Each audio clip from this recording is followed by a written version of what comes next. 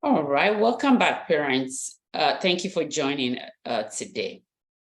In the last video, I was talking about the firstborn syndrome and how the attention we pay on firstborn children, and it doesn't matter these days. I don't think it matters much whether they're boys or girls. In our days, years back, it mattered whether they were boys or girls. When they're boys, they're usually regarded as the heir. And in some tradition, like in the Igbo tradition, for those of you from Nigeria, please tell me if it's different from your, what obtains in your country. But in Nigeria, where I come from, in the Igbo culture, it doesn't matter whether they're first or last. If they're the first male, then they're the heir. Until some ruling I heard by a judge some years ago. I don't have the details. But to a large extent, a lot of people still do not know that there is a legal ruling against that tradition where the first male, regardless of where he comes within the family, is the heir and has authority over everything that the father owned. But here's what I'm talking about, because I've talked extensively about the heir and the spare mentality.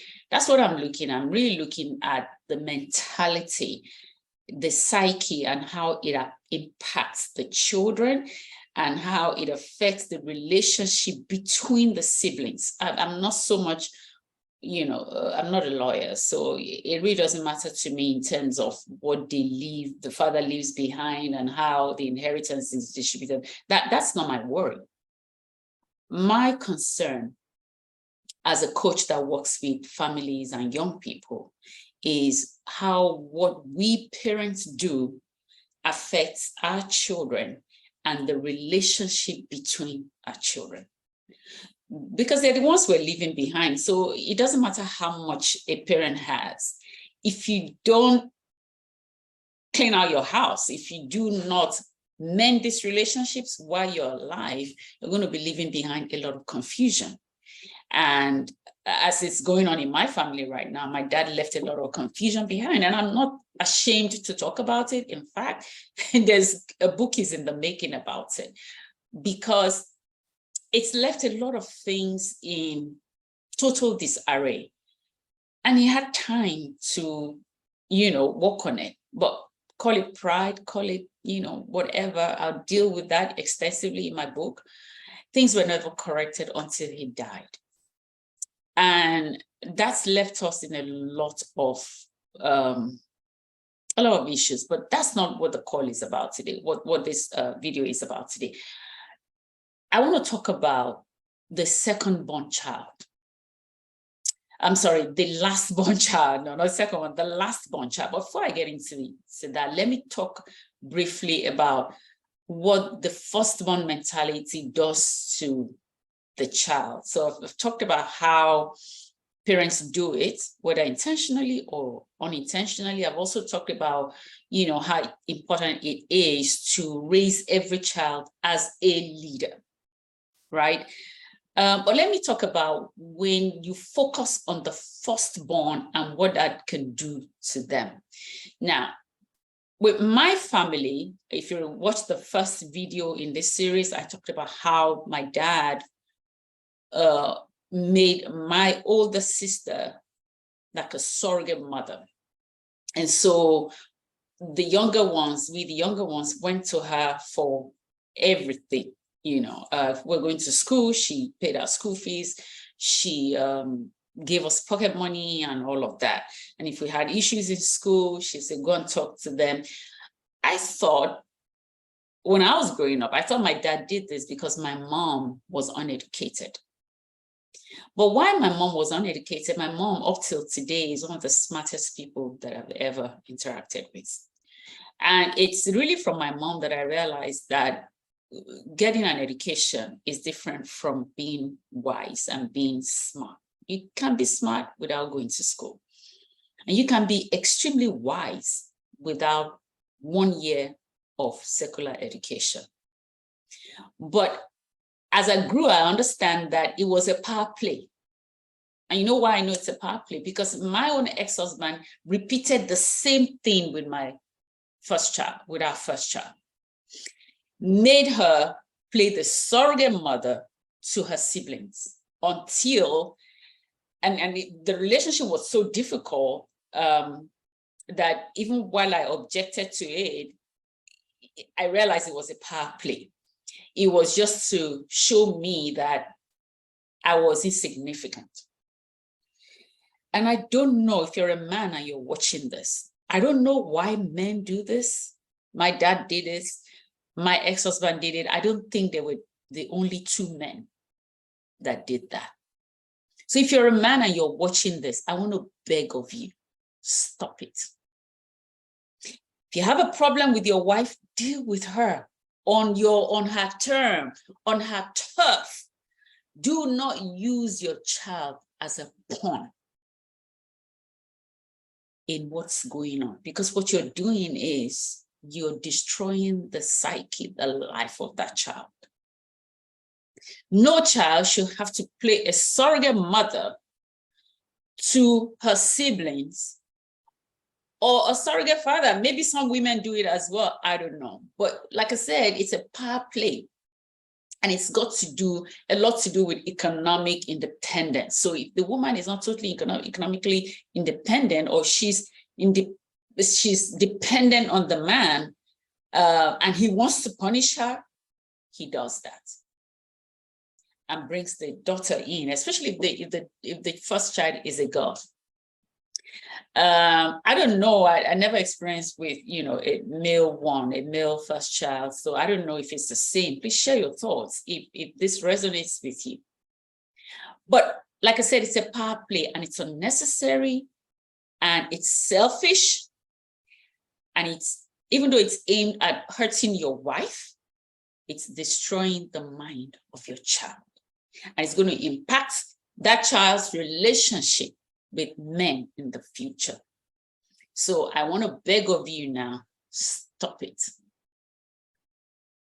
Mend your fences with your wife or fight with her, however you want to fight with her, but do not involve your child in that power play, in that mind-bending play. Totally unnecessary. All right. But what it does to the child is it makes the child arrogant. It makes the other children resent the child. And I think that's the biggest part of it. The other children resent the fact that they have to go to their siblings and they have. So the other siblings, as I was saying, resent the older one because of this role that, the parent or the father, at least that's how it was in my family, both in my extended family and in my, immediate family, where one day one of my sons said to their sister, don't talk to me like that. You're not my mother. And you remember I was saying it makes because you put the child who is still a child and their siblings, there's probably 3 years between them or 2 years, or even if it's 5 years between them, the fact remains that they're siblings, unless the mother is dead. But while the mother is still alive, you're putting that firstborn in a very awkward situation.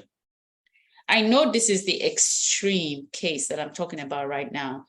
I've dealt with the basic, giving the child more responsibility in the house, which they should have responsibilities in the house. But I think the difference that I want to draw on now is there's some responsibilities that are the mother's responsibilities. No child should have to take on that while the mother is alive. There are situations where the mother is dead and that responsibility naturally falls on the child. That's a totally different situation. All right. But because when a child suddenly becomes the mom to the rest of the siblings, there's a gap, right? There's a gap right there.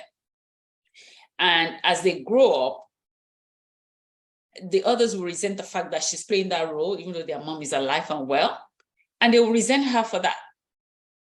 you know, so while it's healthy to bring our children up as leaders, it would be unfair. It would be totally unfair to put that kind of heavy load on that child, because I mean, thankfully, I'm alive to correct these issues in my children, and I've been doing it for the last 3 or 4 years, and I'm still working at it.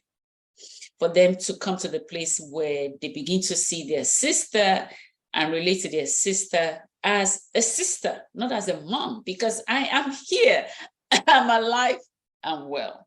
All right. So, and if you're a mother and you're noticing this happening, if your husband is doing this, you want to try and put a stop to it. Have a talk with him. Beg him if you have to beg him, and let him know what this could be doing to your children.